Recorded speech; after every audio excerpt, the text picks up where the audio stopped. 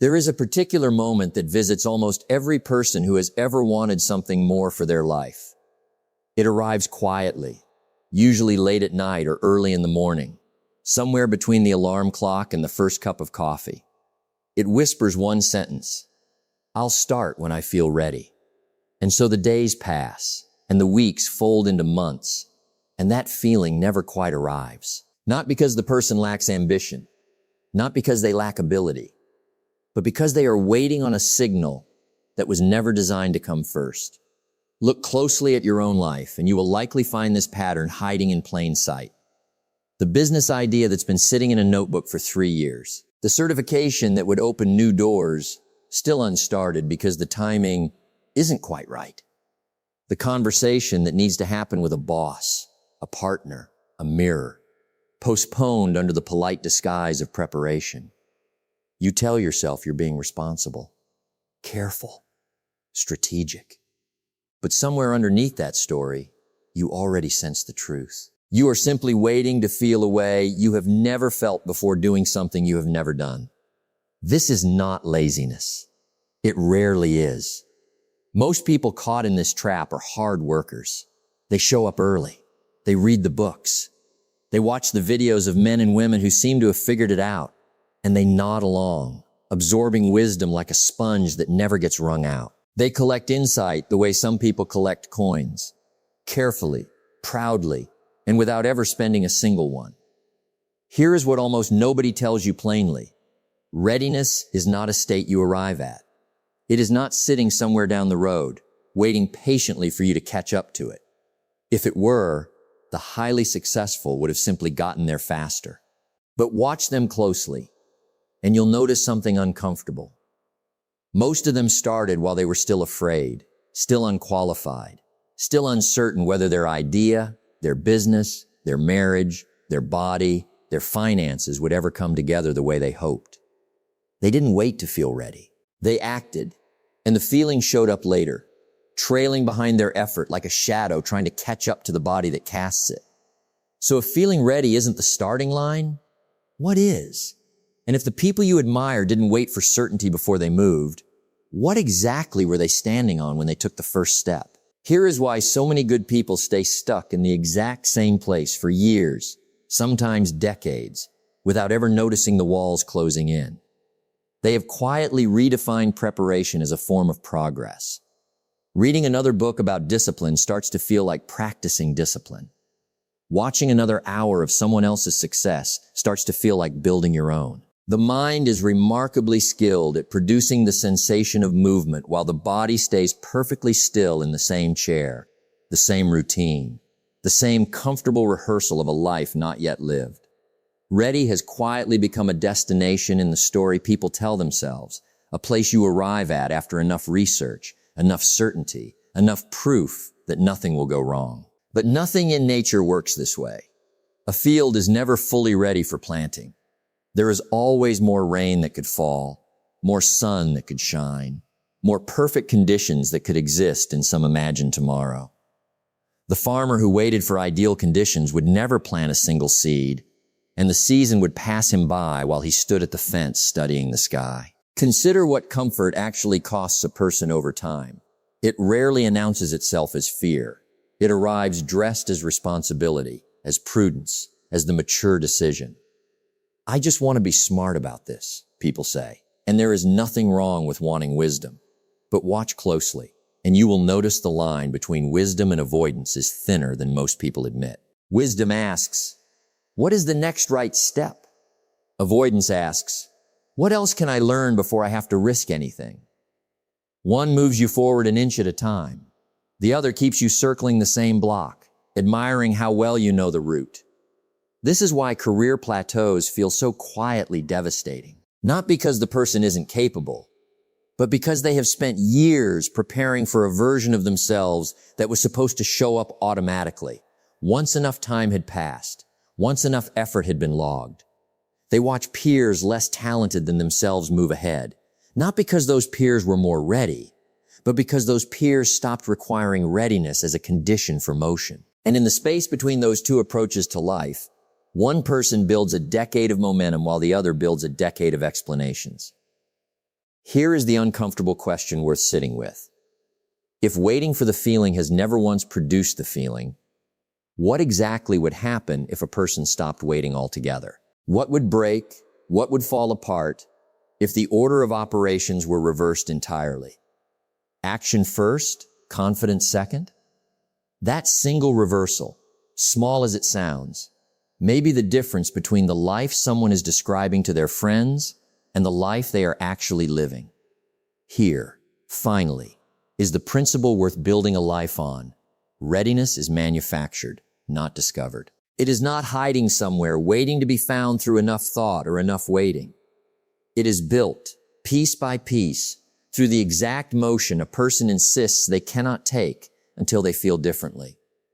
Confidence does not lead action. Action produces confidence. Reverse that order in your mind, and you reverse the trajectory of your entire life. Think about the first time you drove a car alone. No one felt fully ready for that moment. The hands gripped the wheel a little too tightly. The mirrors got checked twice, then 3 times. And yet the driving itself, the actual motion down the road, is what taught the body what no amount of sitting in the driveway ever could. Nobody becomes a confident driver by studying the driveway. They become one by entering traffic before they feel entitled to. This is the part that most people skip past too quickly because it doesn't flatter the ego. It would be far more comfortable to believe that successful people simply possessed something from the start. A natural boldness, a rare gene for courage, an emotional readiness the rest of us were never issued. But that story, however comforting, is false. What they possessed was a willingness to act inside the discomfort rather than wait outside of it. They treated fear as a travel companion, not a gatekeeper standing at the door with crossed arms. There is a pain that comes with moving before you feel ready. Call it the pain of exposure, the fear of being seen, doing something imperfectly. And there is a second, quieter pain that comes from never moving at all. The slow, creeping ache of watching your own potential expire, one unclaimed year at a time. Both are uncomfortable. Only one of them leads somewhere. This is the turning point, and it deserves to be said plainly. The feeling you are waiting for does not sit upstream of the action. It sits downstream of it. You do not think your way into a new identity and then act accordingly. You act your way into a new identity, awkwardly at first, and the thinking eventually catches up to match the evidence your own hands have created. The moment you understand this, something shifts. The waiting stops looking like patience and starts looking like what it actually was, a very well-dressed form of standing still. But principles alone don't move a life forward. Principles need proof. They need faces, names, ordinary people who stood exactly where you're standing now, unqualified and afraid, and moved anyway. Where do we find that kind of evidence? Closer than you might think. In lives that never made headlines, but changed shape anyway. One uncertain step at a time. Picture a young carpenter's apprentice standing in front of his first shelf. His hands shake slightly as he measures the wood, because he has watched his mentor build 100 shelves that all looked effortless, seamless, almost inevitable. His own first attempt is crooked. The joints don't sit flush. A trained eye could spot the mistakes from across the room. But here is what the apprentice understands that the daydreamer never does. The crooked shelf is not evidence that he isn't cut out for the work. It is the raw material his skill will be built from. Nobody hands you competence at the door. You earn it one flawed attempt at a time, and the 10th shelf only exists because the first one was allowed to be ugly. Or think of the moment a person becomes a parent for the first time. There is no manual thorough enough, no class complete enough to make anyone feel truly ready for that responsibility. The weight of another life, entirely dependent, arrives whether or not the heart feels prepared to carry it. And yet something remarkable happens. The very act of showing up, sleepless, unsure, terrified of doing it wrong, builds a kind of competence no amount of anticipation could have manufactured in advance. The instinct doesn't arrive before the child. It arrives because of the child, forged in the daily motion of caring for someone before you believed you knew how. Notice what both of these lives have in common. Neither the apprentice nor the parent waited for an internal green light. They stepped into the work while still uncertain and let the work itself teach them what preparation alone never could. This is not a special gift reserved for a rare few. It is available to the accountant, considering a business on the side, the manager wondering if she has what it takes to lead a bigger team, the man staring at a blank page, wondering if his story is worth telling. The world rarely rewards the person who understood a skill the most thoroughly in theory. It rewards the one who practiced it the longest in reality, mistakes included. Every master you admire has a graveyard of early failures behind them that they rarely mention, not out of secrecy, but because those failures stopped feeling important the moment they became fuel instead of evidence. So the real question isn't whether you're ready. It's whether you're willing to let your own first attempt be clumsy, unfinished, even embarrassing, the way every worthwhile thing has ever begun. And once you accept that, a new question rises to take its place.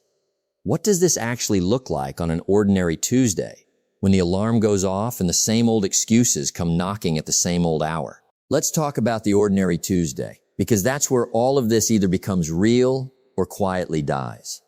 Principles are easy to admire on a stage. They are much harder to carry into a kitchen at 6 in the morning, into a commute, into the 15 minutes before a meeting you're dreading. So here is how the reversal, action before confidence, actually gets lived out, one unremarkable day at a time. Start by shrinking the entry point until resistance disappears. Most people fail not because the goal is too large, but because the first step they've chosen is too heavy to lift on a tired morning. If the business idea has been sitting untouched for years, the next move isn't a business plan. It's one email, one phone call, 1 hour blocked on a calendar before the excuses have time to organize themselves. Readiness never shows up for the mountain. It shows up, quietly, somewhere around the second or third step of the staircase, but only for the person who already started climbing. Track motion, not mood. This is where most self-improvement efforts quietly collapse. People check in with how they feel and let that feeling cast a vote on whether the work gets done. But feelings are unreliable narrators, especially early in the morning or late after a hard day. Instead, keep score of what was actually done. Did you make the call or not? Did you write the page or not? Mood is a passenger. It doesn't get to drive. Build what might be called evidence files. Small, private records of moments you acted before you felt ready and it turned out fine, or even good. The mind forgets these victories quickly unless you deliberately keep them. And when the old voice returns, the one insisting you should wait until things line up, you'll have proof sitting right there that lining up was never the requirement to begin with. Expect the crooked shelf. Plan for it. Whatever you attempt this week will likely be rougher than you'd like, and that roughness is not a warning sign. It's simply what a first attempt looks like in every field, for every person who has ever built something worth having. Lower your standard for the first draft and raise your respect for the fact that a draft exists at all. And finally, protect the decision from negotiation. Don't ask yourself each morning whether you feel like doing the work. Decide once, in a clear-headed moment, and then simply execute the decision you already made. The way you'd honor a promise to someone you respect, because in truth, you are. None of this requires perfect conditions.